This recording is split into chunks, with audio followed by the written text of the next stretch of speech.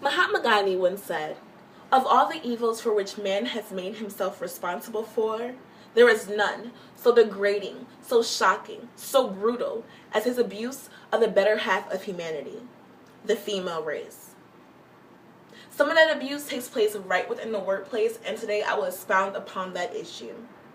I will discuss the gender wage gap differences amongst men and women. I will explain the sexual harassment that takes place right within the workplace. And then we will explore new cases concerning women being discriminated against right within the workplace. We all strive to become future leaders, whether it be lawyers, doctors, professors, what have you. And we work long and study hard to get there. However, how prepared are we for what lies underneath the surface, such as gender discrimination? After all that hard work, we are still prone to experience it, and for the most part, women experience the majority of it.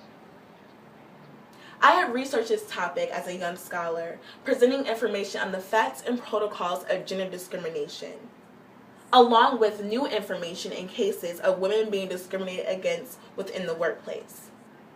Let's begin with wages.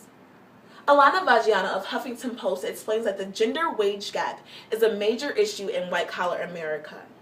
For decades, women have fought for the right to work and have fought for equal pay. And since the 1970s, that issue has been prolonged and has only subsided to a certain degree.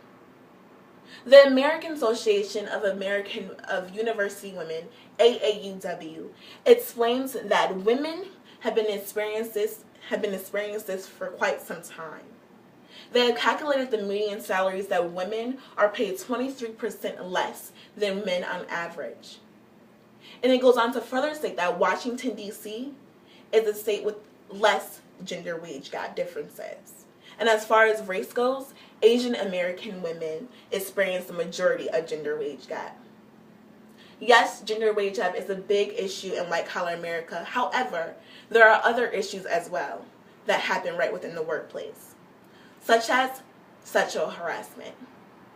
The EEOC, Equal Employment Opportunity Committee, the EEOC, explains that it is unlawful to harass another person based on that person's sex.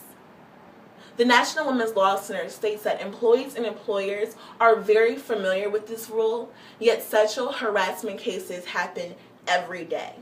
It goes on to state that women are discriminated against based on their physical appearance. There are even women who are afraid to speak upon their sexual harassment experiences and let the issue prolong. And while those women are afraid, there are still some very brave women who come up to the plate and speak about their sexual harassment experiences. Let's discuss a further case. Iran Coleman discusses the very familiar case of Anita Hill versus Supreme Court Justice Clarence Thomas. Anita Hill, a young law professor, testified that her former boss, who was now Supreme Court Justice Clarence Thomas, sexually harassed her. She was labeled as a scorned woman, while Thomas shamelessly denied all the charges against him. Hill's case proved that all women have the right to come forward, no matter who or what you're going against. There is still a lot of work to be done in the investigating process and making sure that those who are found guilty pay for the crime that they committed and their behavior. Michelle Fleur-Cruz discusses a newer case. The first woman to bring a gender discrimination lawsuit in China won a small settlement, but made a larger point against the country's often gender-biased work environment.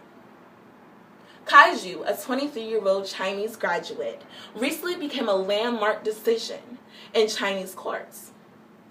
Kai was awarded a settlement of 30,000 won, which is just under $5,000. She goes on to state that this was an official apology after taking a potential employer to court because recruiters openly gave preference to the men for that position.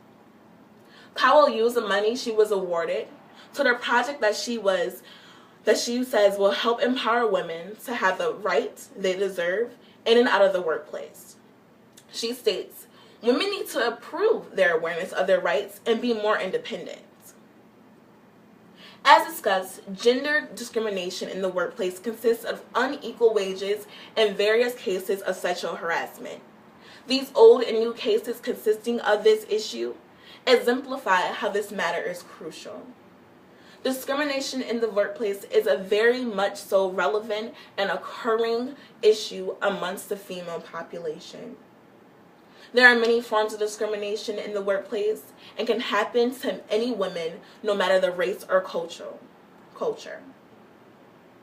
As we head forward, be mindful of the social injustice that can take place in your respective careers.